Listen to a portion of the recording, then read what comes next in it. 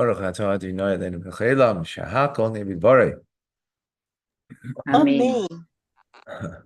L'chaim, Amen. l'chaim bracha.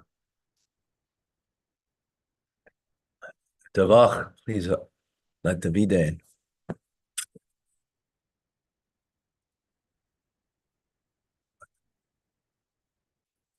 Shavua Tov, good week, everybody. And we start our week with our Maimer Hasidic discourse about the ultimate celebration, Hamisha Asar B'Av, the 15th day of Av. So let's get right into the discourse. We have some questions. Let's begin with some answers.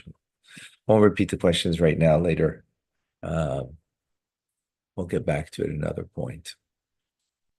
So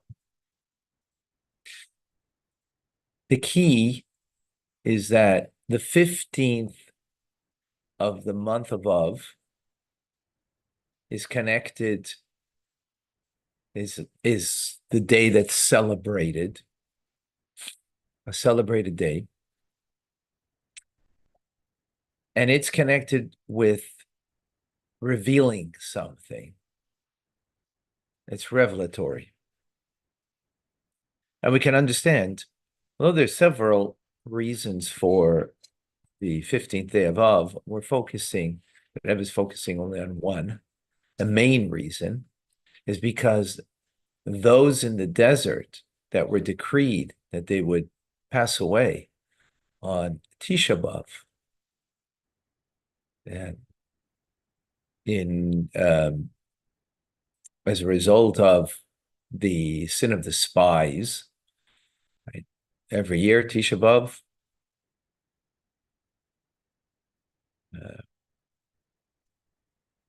about 15,000 would pass away.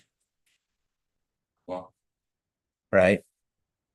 And so why we are celebrating on this particular day, the 15th of Av, is because in the 40th year, that decree finished.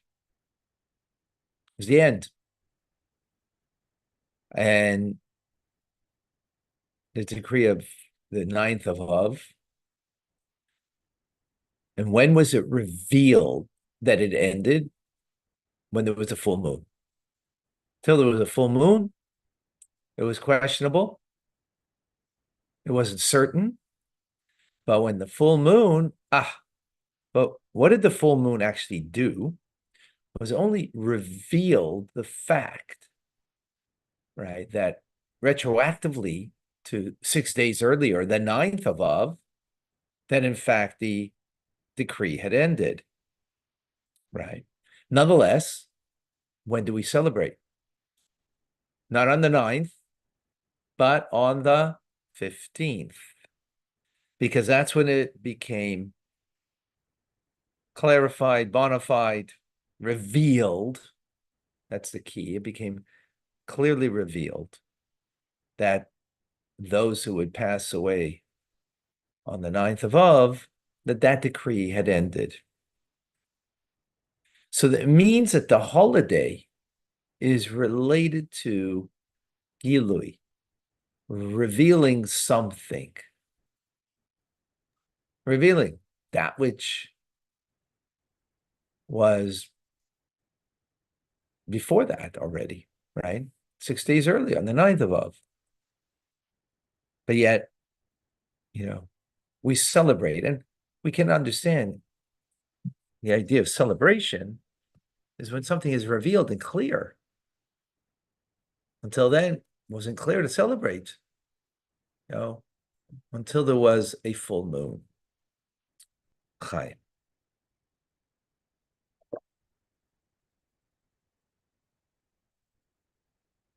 So let's understand this further. Let's understand this concept that it's the revelation of something that we're celebrating, right? Which is revealing something that really occurred already, but it wasn't clarified. It wasn't clear.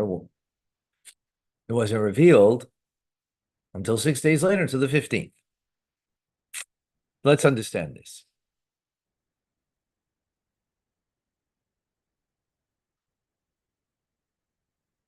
In a similar manner, the decree of the destruction of the Beis Hamikdash, the Holy Temple, which of course results in the Golus, the exile of the Jewish people from the land of Israel. Right.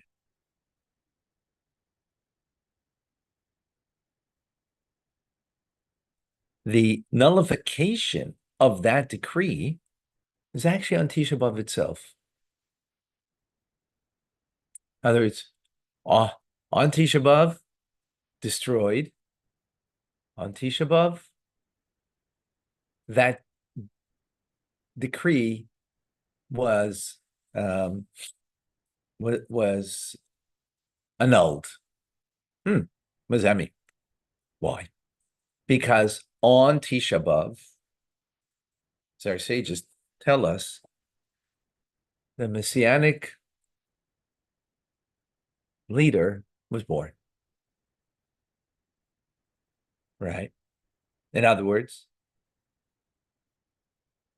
in the day of destruction is already now the one who's going to lead us out of that exile that was created.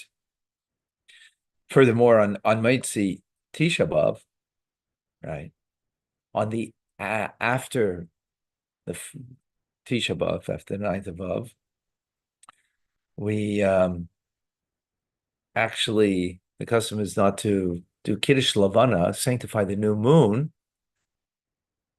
which new moon, the 9th, right, the 15th is a full moon. The 9th is already, just over half a moon size, right? And we wait until after Tisha B'Av to sanctify the moon. And what are we saying, that sanctification of the new moon? That we will, in the future, we will become renewed as the moon is renewed. In other words, Tisha B'Av, we had our downfall. Tisha B'Av is destruction. At the same time, what are we saying? Mashiach is born then. And what do we what do we say? Well, what happens Tisha B'Av is the birth of Mashiach. Right?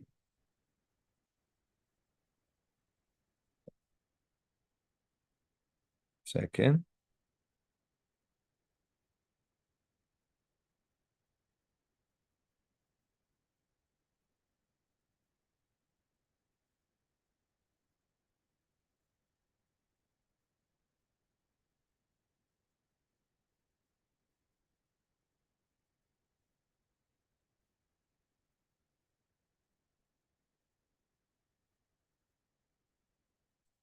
Wow.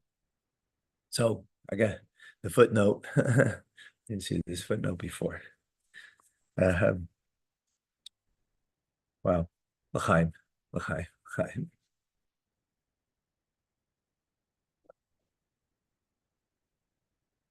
Says the Rebbe, the Talmud tells a story of a of a non-Jew, Arab actually, it says, that came to a Jewish farmer, and his cow, how do you call it? Loud mooed. Yeah, there's I forget the English word, laud. And he said to the farmer, "Your holy temple was just destroyed." And then moments later, the cow again mooed. Laud, I think, is the English word, if I'm not mistaken, but whatever. We'll look it up later. And so the Arab said, your Redeemer was just born. Right. Obviously, this is some kind of non-Jewish prophet. Because in fact, that's, now what does it mean that your Redeemer was born?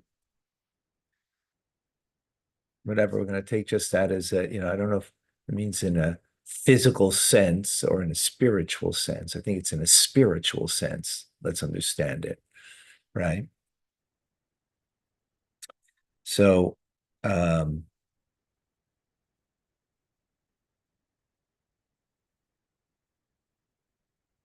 that's why Mashiach is born. Redeemer is born, right? There's destruction, then the Redeemer is born. Now there's the potential. Born obviously just means potential, right? It doesn't mean, because if he's just born, then obviously he's not redeeming in that moment. So it means the potential, which could be realized, right? Well, because whatever means born. Let's leave that to for another moment. And that's why after the reason why the custom is after Tisha B'Av, we do Kiddush Lavana, right? We sanctify the new moon. Why? Because in there we say that we will, here Tisha B'Av, we just, went through mourning the destruction. Actually, by Mincha, oh, sorry, we'll get there in a moment. So, and after Tisha B'Av, we say Kiddush Lavana, which we say there that we will be renewed. We will be renewed, just like the moon is renewed. We will be renewed. In other words, with the final redemption, right? And the reason why we say Nachem by Mincha is a special prayer by Mincha time that we say Nachem, which God is comforting us already on Tisha B'Av. Nachem means comfort, right? On Tisha B'Av, that God is comforting us because Mashiach is born then. And as the Talmud says, one of the names of Mashiach, and the Rebbe brings in a footnote over here, is Menachem. Is his name. Menachem. Because Menachem means comfort. Right? Menachem means to give comfort. Nachem means comfort. So in the prayer that we say on Tisha B'Av, that God is comforting us, right? And so, wow, that's pretty powerful. Pretty powerful idea. In any case, what do we see here? Very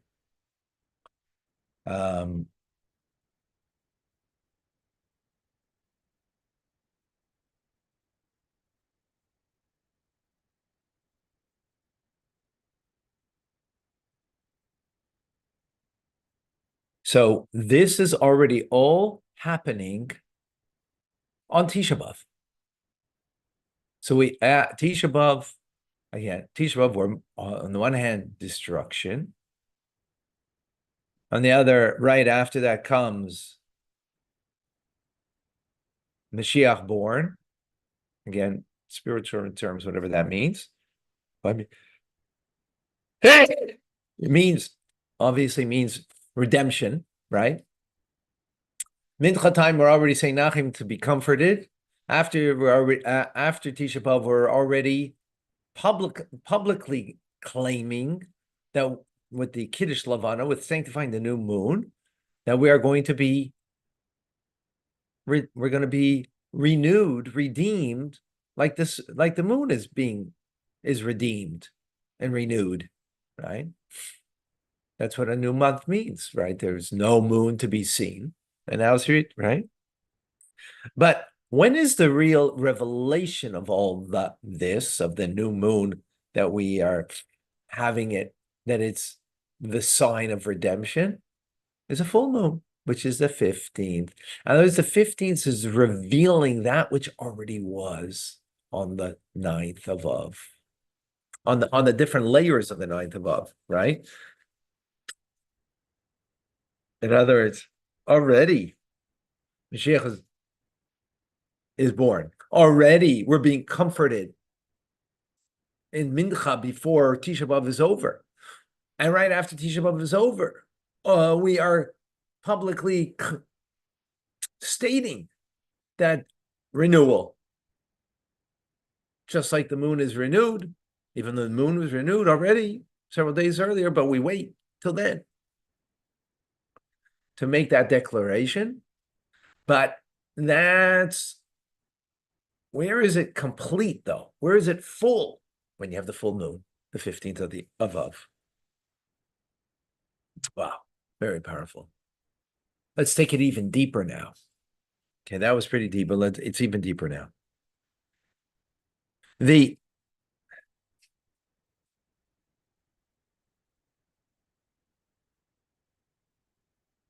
So what did we just say? Destruction, right away, Mashiach is born, right? In other words, what it's saying is, hey, yes, there's destruction, but no, because there's destruction, that means redemption is now around the corner, right? Potential of redemption is right around the corner. Now that it goes even further, not only is it comes a moment afterwards, like in the story with the cow, right? That the prophet, this non-Jewish prophet,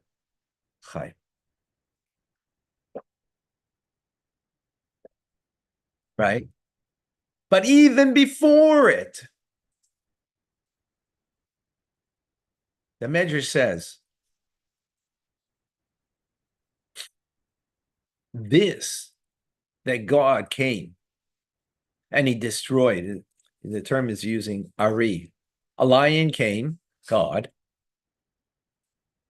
and he destroyed. Ari came, which is a lion. Aryeh is a lion, right? He came and he destroyed Ariel, which is the lion of God, which is the holy temple, place of God, right? Was conditional. Ooh. He destroyed it on condition. What's the condition? That Ari would come, God, right? And he would build Ariel. He would build God's home again. Whoa. From this, it's understood that the whole building of the third and final holy temple actually comes before the destruction of it. Except that then, that intent was hidden. And what do we experience? Destruction. That's what we experience is destruction, right? And that's what we do openly is mourn on Tisha B'Av, right? But hidden behind all of that is just like thought. You know, this is God's thought. His actions were the opposite. The actions were destructive. He gave a patch. Ooh, it hurt. Destruction. First temple. Destruction. Second temple. But what was in his thought? Building. But that thought, we didn't feel that. Now we know it, right? It was a thought then on Tisha B'Av, because on condition, that's why he destroyed it. Meaning, the thought of rebuilding was there before destruction, but it wasn't revealed.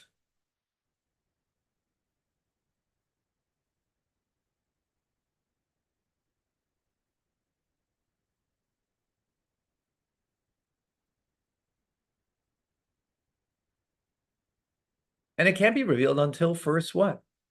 You destroy. Because only through the destruction, now there could be the third Beis Hamikdash. Right? Because otherwise, hey, the first and second are there. They are there, so you can't have the third, which is going to be greater. Right? Is going to be greater. So in the moment after the destruction already begins the revelation of the final redemption. Right? In other words, the process only begins in a revealed way with Mashiach being born the moment after the destruction.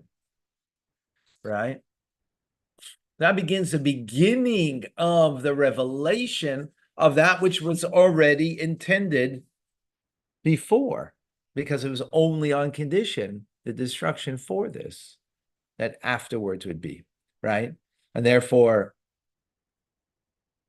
Mincha, Tisha B'Av, you say Nachem, comforted. After Tisha B'Av, you sanctify the new moon, right? But where is the main revelation of this?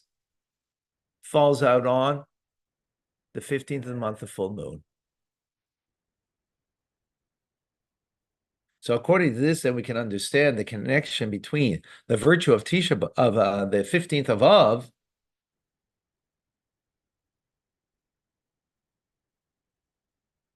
because it is the completion, it's a full moon. It's a full moon, which is completion, which is the completion and the idea of revelation, right? Because that's what the moon is all about anyways, a full moon. I mean, there's a whole moon at all times. The only question is, what's revealed to us? That's the whole idea of the moon, right? The whole idea of the moon. There's a whole moon at all times. The only question is, what's revealed to us? There's a time that there's no moon revealed, right? At the end of the month. Beginning of the month, there's a little sliver. The 9th of the month is going to be a little more than half a moon. The 15th of the month, it's complete revelation. Because that's what the 15th of is then. The complete revelation of the redemption that was already there hidden in thought with the intent, with God's intent on Tisha B'Av itself. Wow. Is that powerful or what? All right, folks. See you shortly. Very powerful. I hope you Thank you. got that. Yes.